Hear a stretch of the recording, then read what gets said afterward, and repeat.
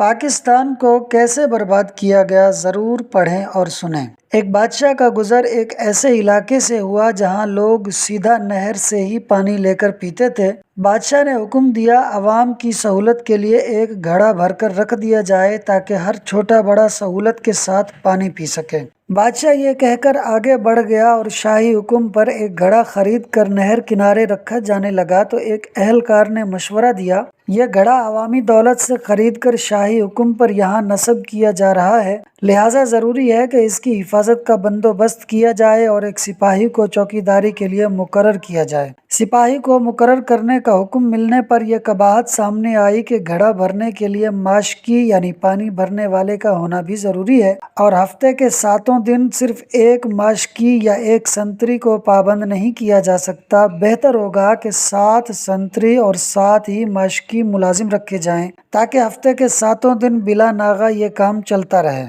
ایک اور اہلکار نے رائے دی کہ نہر سے بھرا ہوا گھڑا اٹھا کر لانا نہ تو ماشکی کا کام ہے اور نہ ہی سنتری کا۔ اس محنت طلب کام کے لیے 7 بار بردار یعنی وزن اٹھانے والے بھی رکھے جانے چاہیے، جو باری باری روزانہ بھرے ہوئے گھڑے کو احتیاط سے اٹھا کر لائیں اور اچھے طریقے سے ڈھکنا لگا کر بند کر کے رکھیں۔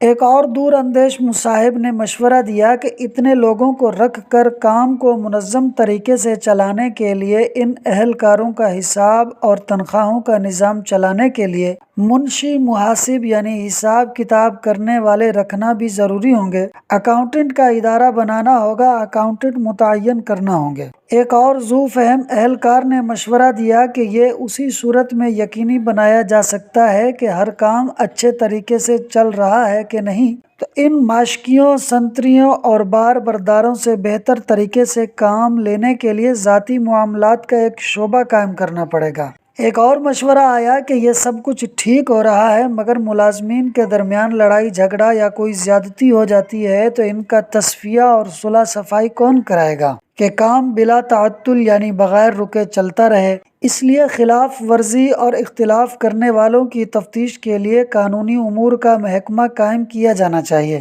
ان سارے محکموں کے انشاء یعنی بنانے کے بعد ایک صاحب کا یہ مشورہ آیا کہ اس سارے انتظام پر کوئی ہیڈ بھی مقرر ہونا چاہیے۔ ایک ڈائریکٹر بھی تعینات کر دیا گیا۔ سال بعد بادشاہ کا اپنی رعایا کے دورے کے دوران اس مقام سے گزر ہوا تو اس نے دیکھا کہ نہر کنارے ایک عظیم الشان عمارت کا وجود آ چکا ہے، جس پر لگی روشنیاں دور سے نظر آتی ہیں۔ عمارت کا دبدبہ آنکھوں کو خیرہ کرتا ہے۔ عمارت کی پیشانی پر نمایاں انداز میں وزارت انتظامی امور برائے گھڑا کا بورڈ لگا ہوا ہے۔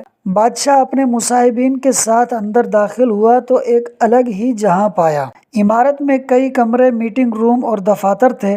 ایک بڑے سے دفتر میں آرام دہ کرسی پر ایک پروقار معزز شخص بیٹھا تھا، جس کے سامنے تختی پر اس کے القابات ڈائریکٹر جنرل برائے معاملات سرکاری گھڑا لکھا ہوا تھا۔ بادشاہ نے حیرت کے ساتھ اپنے وزیر سے اس عمارت کا سبب اور اس عجیب و غریب محکمے کے بارے میں پوچھا جس کا اس نے زندگی میں نام بھی نہیں سنا تھا۔ وزیر نے جواب دیا، حضور یہ سب آپ ہی کے حکم پر ہوا ہے۔